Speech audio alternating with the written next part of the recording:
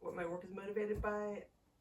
Initially this year, my work was motivated by frustration that I think many people share when workplace narratives around diversity and equality do not match the reality. So I think organizations are much more unequal than they give themselves credit for. So that was my initial motivation, but then Trump got elected and confirmed my view that a lot of discussion about diversity is pure hypocrisy, because people actually believe, or people have revealed that they really believe, that being pro-diversity is actually being anti-merit. At Warehouse Art School, we had a project on multiples that I really loved. I thought it would work well for criticizing how organizational and political power deals with inequality. The cool thing about multiples is they often show repeat images and are cheaply produced. So if everyone is the same, all images are the same, you have the opposite of diversity. So multiples can help symbolize power structures. At the same time, the cheapness of the materials used for making multiples undermines the self-importance of the power structure and highlights that notions of merit may be shaky. What was the inspiration for my Small Men project? My Small Men project is in part inspired by the terracotta warriors, which are an incredible symbol of power. The fact that the makers of the warriors were killed reminds me of the censorship that is occurring right now and the retaliation against anyone who criticizes power. I tend to be pretty angry about injustice, and sometimes that comes out in my art. No, actually, it always comes out in my art. I'll probably never make a piece of art that someone will want to hang on the wall because they say it looks pretty. But for this show, I tried to at least make my work a bit funny, because we still have to celebrate that although we may not be able to speak, we can still see and bear witness and think. Our thoughts cannot be entirely controlled. Did I enjoy making the Small Men? That's a good question. I'm not so sure. It was pretty tedious, but I have to say that once they were made, I enjoyed playing with them.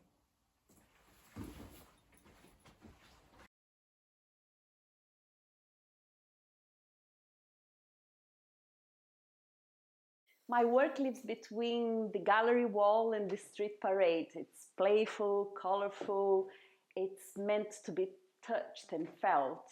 I like to try new things, and so I combine different materials to create little stories of transformation. Of course, I'm deeply influenced by Brazilian culture. Its vibrancy, rhythms, and some sort of joyful defiance. There is an openness to the way I work. It's very intuitive. I want my art to feel exciting and intriguing, something that you want to get close to and explore. Collaboration is at the heart of my practice. I'm in constant dialogue with people, materials, ideas, and it's this synergy that fuels my creativity.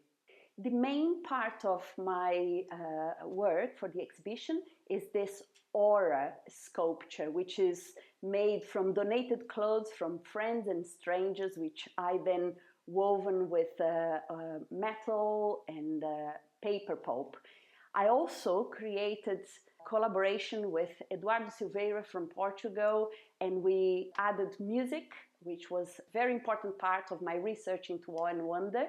And with Marina Tupuzzi to created a series of jewelry made with leftovers from the sculpture, which we are then giving back to everyone who contributed a piece to this sculpture. I want to invite everyone to interact with the sculpture and hopefully find moments of wow or awe in the exploration.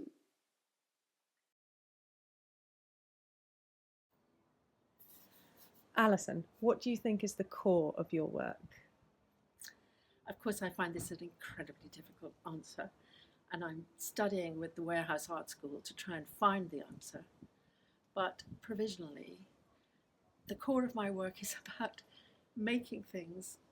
I regard myself as a sculptor in 3 dimensions, which are pleasing to the eye, do have something to say if possible, because they come from an idea at the back of my head or a project that I've been set. For example, by the organisers of a show, and they've asked for a theme, or the organisers at WAS who will have set me a project.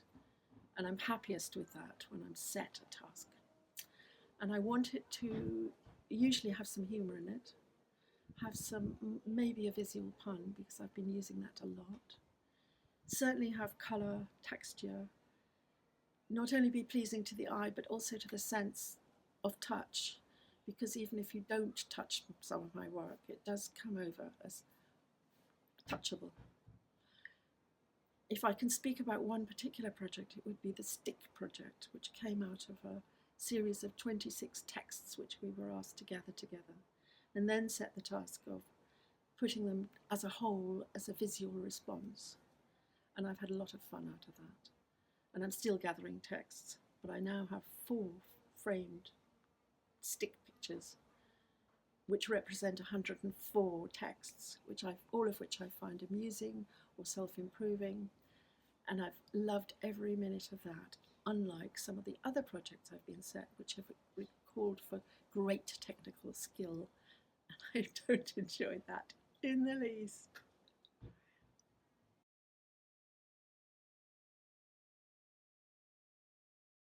When I was 16, I spent a summer in Paris. The idea was to improve my French. The main plus of that time was discovering art. Really strong experiences. In my mid-60s, I started going to art classes locally where I live. I went to those for a couple of years. The tutors, the facilitators gave us themes, offered different media that we could explore these themes with. It was very non-directive. Then I felt I wanted to branch out on my own or explore on my own, and I did that for a couple of years, mostly focusing on single colours, combinations of colours, beginning to discover texture. And then a friend of mine invited me to the end-of-year exhibition at the Warehouse Art School. That was 2 years ago. I went to that, was really impressed, arranged for an interview with the tutors, and brought along some work and was accepted for the course and started in September. These 2 years at the Warehouse Art School have really taken me to all sorts of places I never imagined I could have gone to. Some of it almost more challenging on the technical side than I'd be happy with, but it's really created a path for me. I've created a path exploring colour and texture.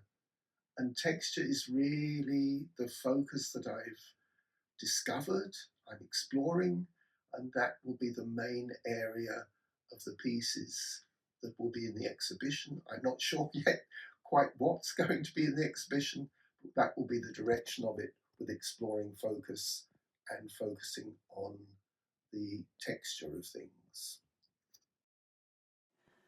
Welcome to my space, my makey-doey space. I don't feel quite brave enough to say my studio, but I'm on a journey as an artist, and it's a place that I love to be, just to create.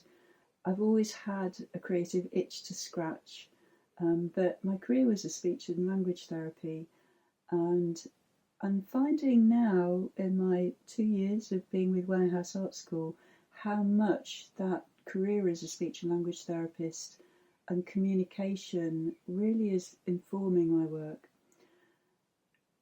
The briefs that we've been set have been very varied, rituals and symbols, and through those I've realised that the communication is really important to me, the narrative of work, I think rooted from my speech and language therapy work.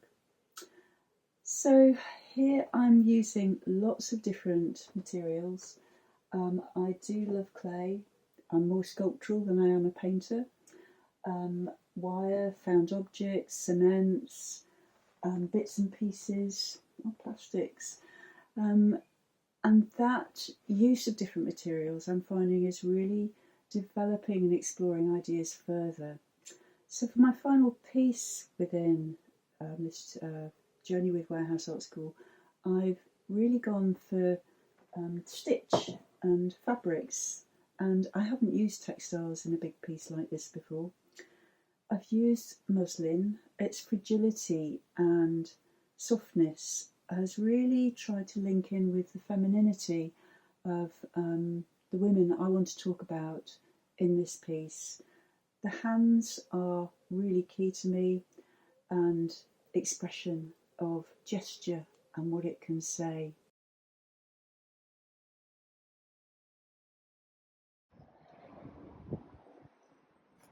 When I was a small child, I worked alongside my brothers and my father in the family business called Pash Galleries.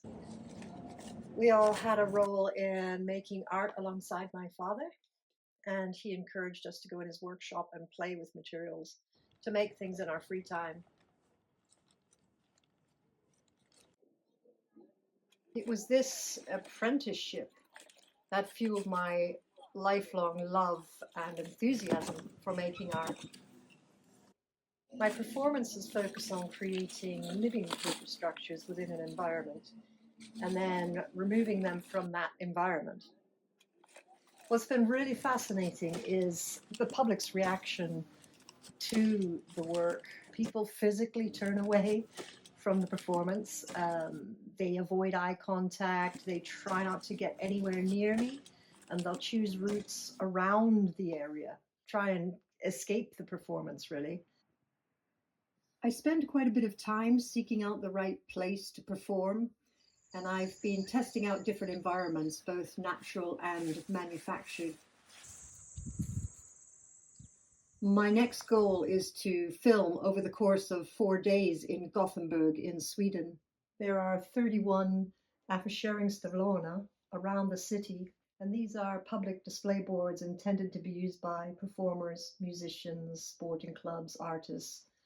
Like similar boards in Oxford, these public displays are regularly policed to ensure that all postings on them are appropriate in content and size, and if there's a deviation from this, then the posting is removed. Whether my art would be classified as appropriate was a driving force in choosing these spaces for my work, and I was particularly interested to find out how the public would react, or if the public would react.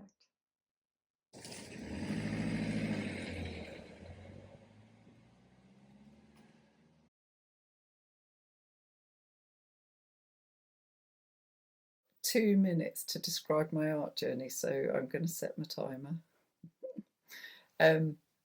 So I did do O-level art. I was very earnest. I did a representation of the famine in Bangladesh for the final project. Anyway, art got left behind at 16, and I immersed myself in attempts to understand the human condition, studying sociology, psychology and philosophy. And then my working life was spent trying to alleviate suffering with different groups of people in one way or another. Anyway, art always remained on the periphery of my vision, and I would occasionally visit a gallery as an outsider, and was both often bewildered by what I saw, but was also in awe of this other exotic world. Anyway, I retired early, and my partner Robert gave me this small box of beautiful watercolours and a sketchbook. This precious box of jewel-like colours, and the pristine pages of this sketchbook were quite terrifying, and I was terrified and practically hyperventilating when I drew and painted my first picture, which was of my hand. Anyway, that was 6 years ago, and it's been an amazing journey since. I've been with Warehouse Art School for the last 3 years, who've really made this world of art accessible to me. It's been total immersion and a real roller coaster ride, and wouldn't have been possible without the support of the tutors Roger, Didi, Catalina. It's been huge. Anyway, we're working towards now the final show for this year, and I've returned to painting. I've settled with working with one image. Oh, that's And I feel that I've been caught on a wave and really been able to travel with it in a way that I haven't done before. This has been the most valuable experience and wouldn't have been possible without the support, friendship and challenge available through Warehouse Art School. So I'm still a bit earnest, but there's a lot more play now. Thank you, WAS.